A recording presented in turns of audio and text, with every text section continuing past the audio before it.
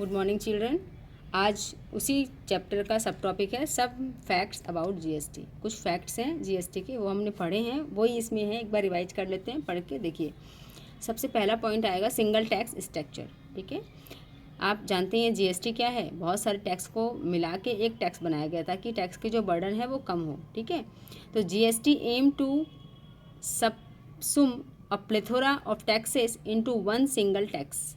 ठीक है, प्लेथोरा का मतलब क्या होता है बच्चों? बहुत सारे टैक्सेस। ठीक है, और सब जो सबसुम है इसका मतलब होता है कि जो हमारी कोई नीति है उसके अकॉर्डिंग। ठीक है, कोई प्लान के अकॉर्डिंग। ठीक है, जीएसटी एम टू सब सुम अ प्लेथोरा। ठीक है, बहुत सारे जो टैक्सेस थे उसको, ढेर सारे को, of taxes into a single tax across the country, पूरी कंट्री में, and make good uniformly price across India.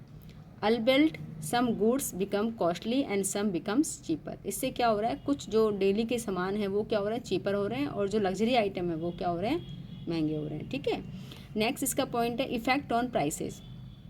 GST का दूसरा फैक्ट क्या है कि इसका इफेक्ट किस पे आ रहा है, प्राइसेस पे आ रहा है। With the implementation of GST luxury goods have become costlier. मैंने बताया ना, जो लग्जरी आइटम्स है वो क्या हो रहे हैं, कॉस्टली हो रहे हैं, while item of mass consumptions have become cheaper. ठीक है, जो हमारे डेली के कंजम्पशन की चीज़ें हैं वो क्या हो रही हैं, सस्ती हो रही हैं। नेक्स्ट है कंजम्पशन बेस्ड टैक्स। मैंने बताया था आपको, जो पढ़ाया था कि जीएसटी जो है सप्लाई पे लगता है, जो कंज्यूम करेगा उसी को टैक्स पे करना पड़ेगा। ठीक है, तो GST is not taxation at source, जहाँ से वो आ रहा है वहाँ उसका नहीं लगता कुछ भी। It is a destination tax और rather it is consumptions tax. ठीक है, ये क्या होता है, जैसे कि हम जहाँ सप्लाई होगी, ठीक है, वहीं पे टैक्स देना पड़ेगा। और product is manufactured in Tamil Nadu. Suppose करो कि कोई प्रोडक्ट है, कहाँ बना, तमिलनाडु में बना, and travel through the country before it reach Delhi where the buyer और consumer pays tax for it. ठीक है, दिल्ली में आ रहा है तो सप्लाई कर रहा है, तो सप्लाई कहाँ, सप्लाई जो है दिल्ली में हुई है तो यहाँ पे टैक्स देना पड़ेगा। वेयर द बायर और कंज्यूमर पे टैक्स फॉर इट। देखिए, एक जो परचेज करेगा वो क्या होगा, जो जो बेचेगा वो तो क्या है कि भाई वो उसको सेलर है, और एक बायर है। जो हम खरीद रहा है वो क्या है, सेलर है, और जो बेच रहा है वो क्या है, बायर है। ठीक है, तो इसलिए बोला है कि और कंज्यूमर पे tax for it. Both the centres and state have their shares in this tax. तो इसमें क्या होता है, दोनों ही जो स्टेट है इनका कुछ शेयर होता है, वो क्या करते हैं, ये लोग अपना कंट्रीब्यूट उसमें ले लेते हैं, जो उनका आपस में शेयरिंग है। ठीक है, द इंडियन जीएसटी विल, इसका नेक्स्ट है वॉइस मैचिंग। ठीक है, पॉइंट डाल लेंगे आप। इनवॉइस मैचिंग, इनवॉइस क्या होता है, जब कोई सामान लेते हैं ना बच्चों, तो उसका एक बिल मिलता है ना, उसको बोलते हैं इनवॉइस। ठीक है, और मैचिंग का बताइए, उन दोनों का मैच, बायर और सेलर का जो है इनवॉइस जो है मैच होना, तभी आपको क्या है, इसका छूट मिलेगी आपको टैक्स में। ठीक है, जो हमने पढ़ा था ना आईटीसी, ठीक है, उसमें। The Indian GST will have a mechanism of matching of invoices input tax credit और परचेज गुड्स। ठीक है, जो आईटीसी में पढ़ा था इनपुट टैक्स क्रेडिट का, तो आपको इनवॉइस मैच होने चाहिए, बायर के भी और सेलर के भी। And services will only be available if the taxable supplies received by a suppliers received by the suppliers. ठीक है, the goods and services tax network is a self regulating mechanism. अपने आप ही क्या होता है, रेगुलेट हो जाता है, क्योंकि दोनों को ही क्या चाहिए, बेनिफिट चाहिए। तो वो क्या करते हैं, ये इनपुट टैक्स क्रेडिट का बेनिफिट अगर आपको चाहिए टैक्स डिपार्टमेंट से, तो आपको दोनों के ही जो इनवॉइस है मैचिंग होने चाहिए। फिर देख लेते हैं, the goods and services tax network is a self regulating mechanism which not only check tax fraud and tax evasion, मतलब टैक्स का फ्रॉड ना हो और चोरी ना हो, but also bring in more and more business into the formal economy. तो इससे क्या हो रहा है कि टैक्स की चोरी नहीं हो रही है। आप मान लो 10,000 का सामान बेच रहे हो बी को, ठीक है, तो उसके पास जो इन्वॉइस है 10,000 का उसके पास भी होना चाहिए, 10,000 का उसके पास भी होना चाहिए। दोनों के जो इन्वॉइस है मैचिंग होंगे, तभी आपको क्या मिलेगा, इनपुट टैक्स क्रेडिट की फैसिलिटी मिलेगी जब आप रिटर्न फाइल करोगे। फिर इसका नेक्स्ट पॉइंट है एंटी प्रॉफिट अर्निंग मेजर्स। ठीक है, कुछ लोग क्या है, बहुत ज़्यादा प्रॉफिट दिखाते हैं। ठीक है, तो उसमें भी क्या हो रहा है, उसमें भी क्या हो रहा है, इसका फ़ायदा मिला है जीएसटी का। तो पढ़ लेते हैं, anti profiting measure is one of the key features of the recently implemented goods and service tax law. This measurement prevent entitles from making excessive profit. कुछ लोग क्या करते हैं, बहुत ज़्यादा प्रॉफिट दिखाते हैं। Since the GST along with the input tax credit is eventually expected to bring down prices a national anti profit earning authority. ठीक है, तो ये अथॉरिटी है जिसका क्या नाम है, national anti profit earning authority. ये क्या करती है, ये इन चीज़ों की पूरी छानबीन करती है कि जो प्रॉफिट एक्चुअल में हो रहा है वही दिखाएं, ज़्यादा प्रॉफिट ना दिखाएं। Is to be set up to ensure that the benefit acquired to entitle due to the reduction in cost is passed on to the customer. Also entitle that hike rates, ठीक है, hike rates in orderly citing GST as a reason will be checked by this body. तो कुल मिला के इसमें यही है कि कुछ लोग क्या करते हैं, कुछ बेनिफिट पाने के लिए अपने जो प्रॉफिटिंग मेजरमेंट्स है इसकी ये बनाई गई है ताकि हम ज़्यादा प्रॉफिट ना दिखा सके जो बिजनेसमैन है। और ये एक संस्था बनाई गई है, ये जो है एक संस्था बनी हुई है जिसका नाम है नेशनल एंटी प्रॉफिटिंग अथॉरिटी। ये पूरी छानबीन करती है कि जो बिजनेसमैन है वो ज़्यादा अपनी प्रॉफिट अर्निंग ना दिखाएं। ठीक है, नेक्स्ट है रजिस्ट्रेशन अंडर GST। तो किनको जो है अंडर GST के अंदर क्या है अपना रजिस्ट्रेशन करना होगा बच्चों। तो बोला है कि उनकी क्या टर्नओवर क्या है, फाइनेंस 20 लाख। और कुछ एरिया ऐसे हैं जैसे नॉर्दर्न ईस्टर्न और हिली स्टेट्स, वहाँ पे 10 लाख की लिमिट है। ठीक है, तो एक बार देख लेते हैं। Business whose aggregate turnover in a financial year exceed 20 lakh, उनको कंपलसरी यहाँ पे रजिस्ट्रेशन कराना पड़ेगा। कहाँ पे, GST रजिस्ट्रेशन में उनको अपना रजिस्ट्रेशन करवाना पड़ेगा GST डिपार्टमेंट में। और जो दूसरे एरिया के हैं जिसमें नॉर्दर्न ईस्टर्न एरिया आ गया, हिली स्टेट आ गए, यहाँ पे क्या होगा, 10 लाख से आपका एक्सीड कर रहा है। ठीक है, तो आपको क्या करना पड़ेगा, यहाँ पे रजिस्ट्रेशन कराना पड़ेगा GST डिपार्टमेंट में।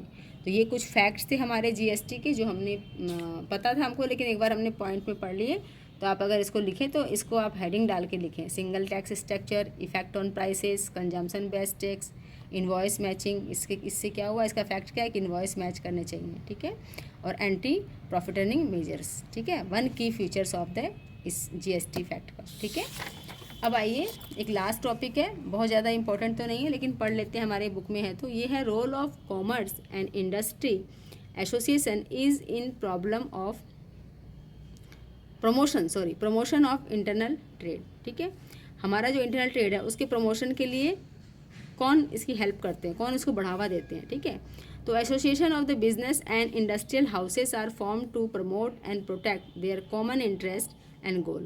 Many such associations have been formed and are present in the country such as जैसे एसोसिएटेड चैम्बर्स। ठीक है, chamber of commerce and industry, इसको है एसोचैम। क्या बोलते हैं, एसोचैम। अगर शॉर्ट नोट में आए या आपके मल्टीपल चॉइस में आए कि एसोचैम की फुल फॉर्म क्या है, एसोचैम क्या है, तो एक एसोसिएशन है जो क्या करती है, इंटरनल ट्रेड को प्रमोट करती है। इसके साथ साथ कन्फेडरेशंस ऑफ इंडियन इंडस्ट्री, ये भी क्या है, एक ऐसी एसोसिएशन है। इसके साथ साथ federation of Indian chambers of commerce and industry, ये भी वही संस्था है। तो ये कुछ संस्थाएं हैं, एसोचैम है, FICCI है, CII है, ये सब क्या करती हैं, हमारा जो इंटरनल ट्रेड है उसको प्रमोट करती हैं। ठीक है, दिस एसोसिएशंस और chambers act as the national guardians, ये क्या है, हमारे नेशनल गार्जियंस हैं of trade, commerce and industry. ठीक है बच्चों, तो ये हमने इसको देखा। और थोड़ा देख लेते हैं। This associations have been playing a catalystic role in strengthening internal trade. ठीक है, ये बहुत बड़ा रोल निभाते हैं हमारी जो इंटरनल ट्रेड है उसको स्ट्रेंथ देने के लिए, बल देने के लिए। ठीक है, N important part of overall economy activity. Naturally जब हमारी बिजनेस अच्छा होगा कंट्री में तो हमारा क्या इकोनॉमिक डेवलपमेंट भी होगा। The chambers of commerce and industry interact with the government at different levels. ठीक है, डिफरेंट लेवल पे क्या करते हैं, वो हेल्प करते हैं टू रीओरिएंट और put a place policies which reduce in hindrance, माने जो असुविधा होती है, बाधाएं आती हैं बिजनेस में, उसको रिमूव करते हैं। Increase inter state movement of goods, introduce transparency and remove multiple layers of inspections. ठीक है, and bureaucratic hurdles. Besides the chambers also aim at erecting sound infrastructure and simplifying and harmonizing the tax structure. ठीक है, the interventions are mainly in the following areas. ठीक है, तो ये देखिए, ये जो एसोसिएशंस बनी हुई हैं ये क्यों करती हैं बच्चों, ये जैसे हमारे इंटरनल ट्रेड में कोई बाधा आ रही है, ठीक है, मूवमेंट करने में गुड्स को, ठीक है, या इसके रिगार्डिंग कुछ जो भी समस्याएं आ रही हैं उनको ये क्या करते हैं, रिमूव करते हैं। तो फर्स्ट इसका है inter state movement of goods. आइए पढ़ लेते हैं। The chambers of commerce and industry help in many activities, ठीक है, concerning inter state movement. Inter state movement करने में जो भी दिक्कतें आती हैं, ठीक है, उनको ये क्या करती है, दूर करती है। Movement of goods which include registration of the vehicle, जो जिसमें सामान जाएगा उसका रजिस्ट्रेशन होना चाहिए व्हीकल का। सरफेस ट्रांसपोर्ट, ठीक है, पॉलिसीज़, जो रोड है वो स्मूथ होना चाहिए। कंस्ट्रक्शन ऑफ हाईवेज इसमें हेल्प करेंगे एंड रोड्स बनेंगे। For example the construction of golden quadrilateral corridor announced by the prime minister of the India in one of the annual general meeting. इसमें इस corridor बनाने की क्या हुई थी, घोषणा हुई थी। Of the federation of Indian chambers of commerce and industry will facilitate internal trade. तो ये लोग क्या करते हैं, इंटरनल ट्रेड को फैसिलिटेट करते हैं, सुविधाएं देते हैं, तभी इंटरनल ट्रेड हो पाएगा, ठीक है। Octroi and other local levies, octroi क्या है, एक तरह का टैक्स है, ठीक है।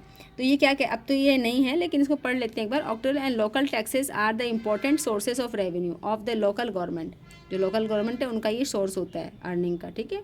These are collected on the goods and from people entering the state or the municipal limits. The chambers of commerce try to ensure that their imposition is not at the cost of smooth transportation and local trade.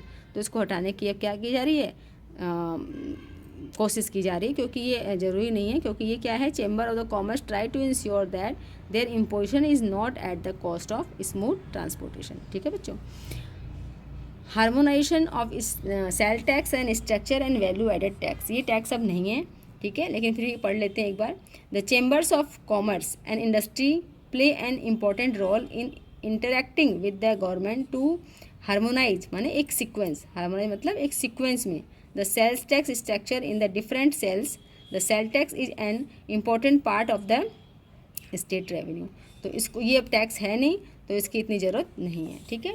फिर है marketing of agro products and related issues, जो agriculture के product होते हैं उनके लिए बताई गई है। The association of agriculture and other federations play an important role in the marketing of the agro products. Agriculture से रिलेटेड जो प्रोडक्ट होते हैं उनके प्रमोशन के लिए ये होती हैं। Streaming of local subsides and marketing policies of the organisation selling agro products are some of the areas where the chambers of commerce and trade can really intervene and interact with concerned agencies जैसे like farming cooperatives। तो जितनी उनकी सुविधा हो सकती है उतनी वो उसकी हेल्प करते हैं। weights and measures and prevention of duplication brand, क्या करते हैं ये लोग, डुप्लीकेशन जो होता है उसको रोकथाम करते हैं। वेट वगैरह है, मेजर है, उसका भी हेल्प करते हैं। बोला है law relating to weights and measures and protection of brands are necessary to protect the interest the consumers, ठीक है, जो कंज्यूमर्स हैं as well as the traders. तो उन दोनों की भी हेल्प करते हैं ये जो एसोसिएशन बनी हुई हैं, किसमें, वेट्स में एंड मेजर्स में, कि उनको जो सामान जा रहा है वो बिल्कुल सही तोल के जाए, कम ना जाए। And measures and prevention of duplicate सामान ना जाए, ठीक है। एक्साइज ड्यूटी, ये भी अब है नहीं। Central excise is the chief source of the government revenue levied across state by the central government, ठीक है। इसका एक पॉइंट हो रहा है वो है प्रमोटिंग साउंड इंफ्रास्ट्रक्चर, ठीक है। बिजनेस तभी होगा जब हमारा साउंड क्या होगा, इंफ्रास्ट्रक्चर होगा। और साउंड इंफ्रास्ट्रक्चर लाइक रोड है, पोर्ट है, इलेक्ट्रिसिटी है, रेलवे एक्सेट्रा, तो इन सब में भी क्या करती हैं ये एसोसिएशन, हेल्प करती हैं। लास्ट है labour legislation. A simple and flexible labor legislation is helpful in running industrial maximization productions, ठीक है। अगर हमारी जो लेबर है ना वो इजीली अवेलेबल नहीं होंगी, रनिंग नहीं होंगे हमारे बिजनेस में, तो हमारा बिजनेस कैसे ग्रो करेगा। इसीलिए लेबर की भी सुविधा जो है उसमें जो बाधाएं आती हैं उनको भी ये एसोसिएशन दूर करती है। इसलिए लिखा हुआ है कि generating employment the chambers of commerce and industry and the government are constantly interacting on issue like labour laws, कुछ लेबर लॉ भी वो लाती हैं, ठीक है, retrenchment etcetera with the government. तो लेबर को प्रोटेक्ट करने के लिए भी, ताकि लेबर भी हमारे यहाँ से वहाँ ना जाएं, भागे नहीं छोड़ के काम को बार बार, ताकि क्या होता है उनको नए लोग आते हैं तो उनको काम समझाना पड़ता है, पुराने लोग क्या होते हैं उस काम को पहले से जानते हैं, तो टाइम हमारा बच जाता है। तो बच्चों ये हमारा 10 चैप्टर ख़त्म हो गया है। इसमें आपको फिर मैं कहती हूँ कोई भी डाउट हो तो आप प्लीज़ कंसल्ट करें मेरे को, आप अपना मैसेज डालें। ये मैंने बुक के हिसाब से सारा, ठीक है, पूरा क्लियर हो गया। एक बार आप अगर बुक पढ़ेंगे तो आपको सब चीज़ समझ में आ जाएगी, ठीक है। तो थैंक यू फॉर वॉचिंग।